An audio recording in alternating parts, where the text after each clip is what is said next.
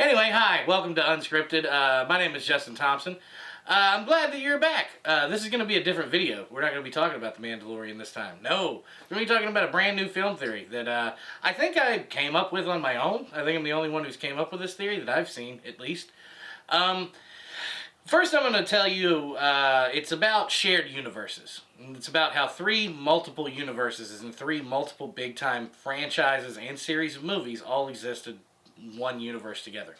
And one of them is the Marvel Universe. The Marvel Universe, many of you know, for people who don't, basically everything that happens in the Marvel Universe happens with every one of these characters around. Ant-Man, Black Panther, Thor, Captain America, Iron Man, etc., etc., etc. If something happens, they all know about it, they all feel it, they all don't always deal with it, but they all are aware of every bit of what's happening. Another universe that is very, very popular is the Quentin Tarintino universe. This universe is populated with all kinds of insane characters doing insane things. Excuse me, dude. That was like the best laugh ever. Quentin Tarantino does a lot of things, but spit ain't one of them. No, but he does feet. He does feet. He does feet really well. Put up that chick from Once Upon a Time in Hollywood's feet. I guarantee you'll find 3 pictures. I'll do you Pick one. whichever one you want. I'll do you one better. I'll play you. You put the scene where Selma Hayek's pouring tequila down her feet from Dusk Till Dawn and into Quentin Tarantino's mouth. Exactly what I was about to say. That is not what you were going to say at all, was it? Yeah. It was? Really? Yeah. Wow. So Quentin Tarantino's universe is a shared universe as well. You'll see lots of things pop up. Red Apple cigarettes happens to pop up in lots of his movies. Lots of people smoke Red Apple cigarettes. Basically, giving you an overall idea of that this universe all happens together. The Hateful Eight, Django Unchained, Pulp Fiction, Kill Bill, and Inglourious Basterds all share one simple little universe together. And everything happens in its own way. Although you'll see multiple people. Brad Pitt's been in many movies. So has Samuel L. Jackson. They all play different characters, of course. But they're all basically playing characters in this one universe. I'm going to take you back to a movie that not a lot of people talk about a whole lot. And I don't really understand why. Because I personally think the movie's very, very funny. Seth McFarlane did a movie a couple of years ago called A Million Ways to Die in the West. Okay, it was him and Charlize Theron, and it was, what's the dude, the Taken dude, Liam Neeson? Dark Man. Dark Man. He was Dark Man. I've never seen it. You never seen Dark Man? Never. Well, that or A Million Ways to Die. Million Ways to Die in the West. It's a very, very funny movie, and it's in, Sarah Silverman's in it. She, like, co-stars in it with him, and Charlize Theron's in it, and she's super smoking hot. Super smoking hot. I'm sorry. She's just like one of the hottest chicks. Her and Michelle Rodriguez are like 2 of my favorite chicks in Hollywood. The girl that used to be in Shark Boy and Lava Girl, when Lava Girl grew up, oh my god. I don't remember her. Please put it before and after, because I want to see it now. A Million Ways to Die in the West is a real funny movie to me. I think it had its comedy was great. Look, some of its jokes are childish, yes, but some of it is just funny. Like, I loved the scenes with the doctor. Because I really do believe that's what going to the doctor was like in the Old West. It's like, you know what, just, oh my god, here's your choices, and none of them are good, okay? I can either cut off your leg, or I can cut off your foot. And you're like, wouldn't both of those roughly do the same thing? Like, what am I going to do with this extra piece of nub? Like, just cut the leg, fuck it. Like, what do you... Anyway, they go, through the course of the movie is about Albert, right? And Albert is a coward, right? He just really doesn't like to get into confrontations whatsoever. So he's thrust upon all kinds of different scenarios where he has to get into confrontations. Gunfights, where a dude like shot him for the first time ever, and it like just grazed him, but he's like freaking out about it. He's like, oh my god, look at my foot, he could have killed me, dude. Which is true. In the Old West, like, anything could have killed you. That's pretty much the whole point of this movie. Like, people die all the time. People die bringing ice into town. Like in the 1800s, like whenever you got ice, it wasn't just like, you know, like a bag of ice like we get now. It was like a huge fucking room-sized block of ice. So these dudes are dragging it in town, hoisting it up, and it just falls and crushes a dude. And what's hilarious about it is they still use the ice. So through the course of this, Clinch Leatherwood comes into the scenario. And Clinch Leatherwood is the very classic archetype of bad man of the West, right?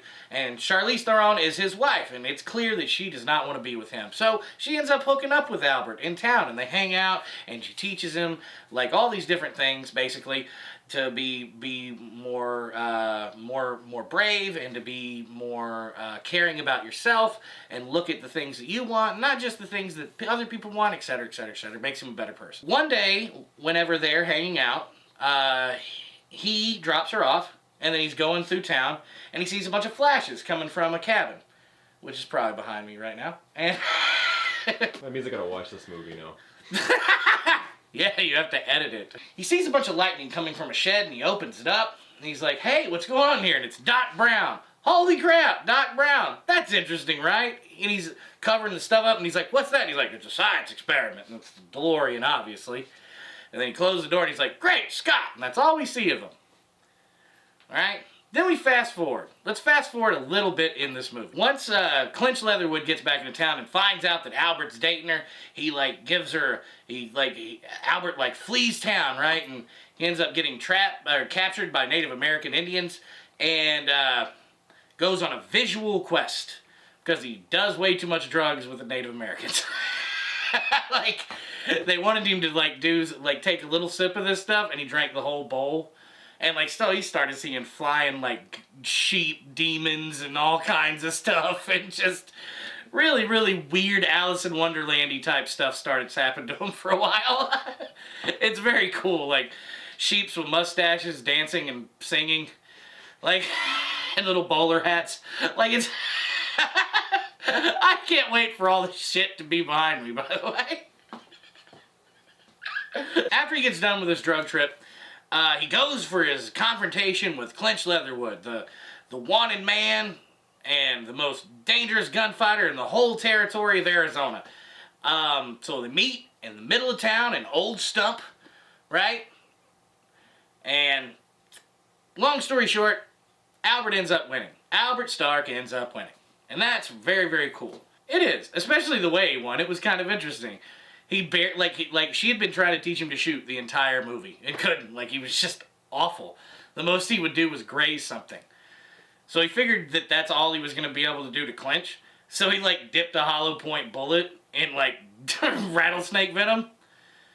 So he shot him and it just grazed him. But once venom's into the bloodstream like that, you're gone. Yeah. So he just kept talking to him and killing time, and then he slowly just fell to the ground and was dead.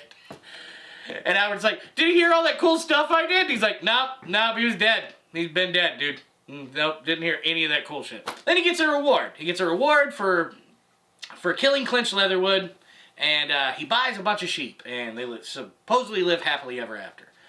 And at the very end of the movie, there's an end of the scene credits, and Django shows up. That's right, Django. Django shows up and sees this dude, one of the old-timey, shoot 'em up games, for fairs, that's the runaway slave. He just walks up there, and he goes, do you want to play, sir? And he just shoots the dude. And he goes, people die at the fair. And he just walks away. That's it. That's it. Now, yeah. He killed the main character? No, he killed... Oh, I thought that was end credit. No, people die at the fair. What a way to die. No, he's walking up to this booth at a fair where they had been previously playing games and stuff, and seriously, 3 people died at the fair while they were there. 2 dudes blew up. Do people just die throughout this whole movie? People just die throughout this whole movie in all kinds of ways, and he keeps telling everybody. He's like, do you know that our pastor has killed 2 people? He's like, the dude who gives the sermons, they're like, yes, he killed a dude, and then he went back and killed his son because he thought he was going to revenge kill him. And he goes, how do you know this? He goes, because he did a whole fucking sermon on it about how you should see things through. You should see things through. But yeah, people die throughout this whole movie. 2 people died getting their picture taken. Because, like, back in the day, they had to use gunpowder and stuff to get the so they, like, blew up, caught on fire. I'm just gonna watch this movie. Yeah. It sounds like a good movie. It's This sounds really, like my really- type of movie. It's really, really funny. Yeah. People die. So, you remember how when we left the theater at Wanted, you were like, people didn't die enough. People die, like, every 6 minutes in this movie. I was so depressed. Because, like, it was me, you, and Zach that went to go see that movie. Right. And we walked out the side door to go to the parking lot the fast way. And you and Zach were like, dude, whoa, wow. And then I'm just over here with my head down going, man. And you and Zach look over at me and y'all are like, what's up? You didn't like the movie? And I was like, not enough people died. Not enough people died. And then I remember you looked at me and you went, the fucking train killed 200 people. Yeah, like the train killed 200 people, Cody. Kind of got off topic a little bit. My theory goes something like this. I believe that Albert Stark, I think one could make the case that he was Tony Stark's grandfather. It's not a bad thing to make. And I have a way of I'm going to make this case. Is seeing basically that this movie confirmed that this movie, Tarantino's universe, and Back to the Future all exist in the same plane. So, all I really have to do is tie it to Marvel. And how I'm doing that is Albert Stark. Albert Stark got a whole bunch of sheep. Became a huge sheep farmer. What if that wasn't the end? What if it kept going?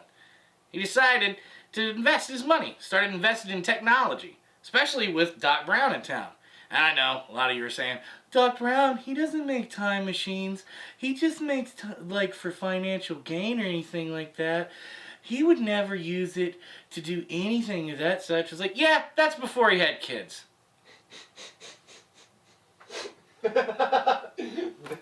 Alright, games change when you get kids.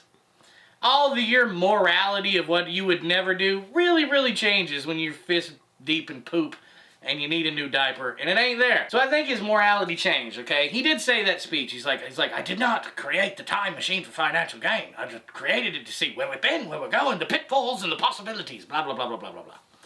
Alright, well now he's got a wife. He's got 2 kids, man. He has to support these people. So I think that Doc Brown started Stark Industries with Albert Stark. And basically, the reason that Stark Industries is able to keep ahead of technology and always figuring out what the next leap in innovation is in the weapons market is because Doc Brown already knows. He's got a fucking time machine. He knows everything that's coming next. So being able to be this billion-dollar corporation with vast amounts of money is really fucking easy when you know what the paper's gonna say tomorrow. He knows that Kennedy's gonna get assassinated. He knows when Hitler's going down. He knows everything. He knows all the possibilities. Alright? And if it just keeps going, his grandfather then takes, Tony's father then takes over, then Tony takes over. I think this simple little thing can set up a whole shared universe between Marvel, Quentin Tarantino, and Back to the Future. Alright? Doc Brown just supplied all the answers for Tony. And Stark Industries. And always has. It's something that we just never knew. Alright? Think about Endgame. Like, I loved Endgame. I really did. But Tony figured out time travel in about 6 minutes. Did he, though? Or did he already have it? Had he already had it for a long, long time? They just never found a use for it. Alright? Maybe that's what it is, because there was no real financial gain in developing time travel. But they kept working on it. They have an R&D department. They got it down to where they're doing it now with just a suit. And we can jump back through time, man. No DeLoreans needed, no trains, none of that shit. Because what you don't even realize, and what nobody ever thinks about, the DeLorean was a prototype. How often do prototypes stay exactly the same? Like, never. That doesn't happen at all, man. No prototype is just the exact same shit. Like, what is that famous thing? Like, Thomas Edison, tried to make, 2,000 different ways to try to make a light bulb, and he didn't do it any time at all. Mm-hmm. And then finally he got it. And I asked him, how did it feel to, fail that many times and keep going? How did you do it? He goes, I didn't fail. Found 2,000 ways not to make a light bulb. I think that time travel just evolved, and Tony kept it buried. Tony kept a lot of shit buried. Tony kept the fact, Tony keeps lots of things hidden from everybody. He's very much kind of like the Batman figure. That's another thing that him and Batman share. Not just the wealth and the knowledge and all this shit, but I don't want to tell a motherfucker anything if they ain't got to. Like, not at all. So basically, I think that all three of these share a universe. I think that the Quentin Tarintino movies share the same universe as the Marvel movies. And I think that they also share the same universe with A Million Ways to Die in the West and Back to the Future. Because of all of the things that I've said. First of all, I think Tony Stark created it. I think he created, I think that Albert Stark created Stark Industries, or what would become Stark Industries, along with Doc Brown, and they focused on technology. And they were really good at their jobs because they always knew what was coming next. Because time machine dicks. Secondly, I think that Quentin Tarantino's universe encompasses this because Django showed up at the very, very end. All right, and a lot of the characters share the same universe. Like the same actors, Samuel L. Jackson's in a lot of Quentin Tarantino movies. In the same vein as Kurt Russell's in a lot of Quentin Tarantino movies. Death Proof. I love Death Proof. You know what I mean? Like, people talked about that one, like, not a whole lot. But I submit that it has the absolute sexiest full-clothed scene I've ever seen in my life. Where that chick gives him a lap dance in the bar. And that, like, Latin music's playing, and she wore a red bandana, played a cool piano, and a honky-tonk down in Mexico. I love that. Such a good movie. It is such a good movie. And then whenever it changes, and that car chase at the end, mwah. Alright, I'm getting way off topic again, just because I love Quentin Tarantino movies. Best dialogue writer ever. Oh yeah, best dialogue writer ever. Where was I? And that's basically my film theory of how the Marvel Universe, Quentin Tarantino, Back to the Future, and A Million Ways to Die in the West all exist in the same time frame. What are some other characters that you might think of that share some of these same universes? Let us know. Comment, like, share, subscribe. Hey, I'm a talking puppet. Do these things for me, please. But anyway, thank you for joining me for another episode of Unscripted. I'm sure we'll get back to The Mandalorian sooner or later, alright? But let me be honest, I'm like 5 days worth of eating Thanksgiving food in, and I'm tired. I just am, because lots of tryptophan. And I'm recording. Oh, co-editor is recording. Like how you stopped yourself right Co-editor. You're co-editor. Oh yeah, that's right. Because I tell him a few things, so aren't I an editor too? No, I do it all. No, he really does. He does every bit of it. I'm so full of shit. Not at all. I'll be like, can you put a picture behind me? And he's like, yeah, shut up, you tub of shit. Let me just do this, okay? I do that.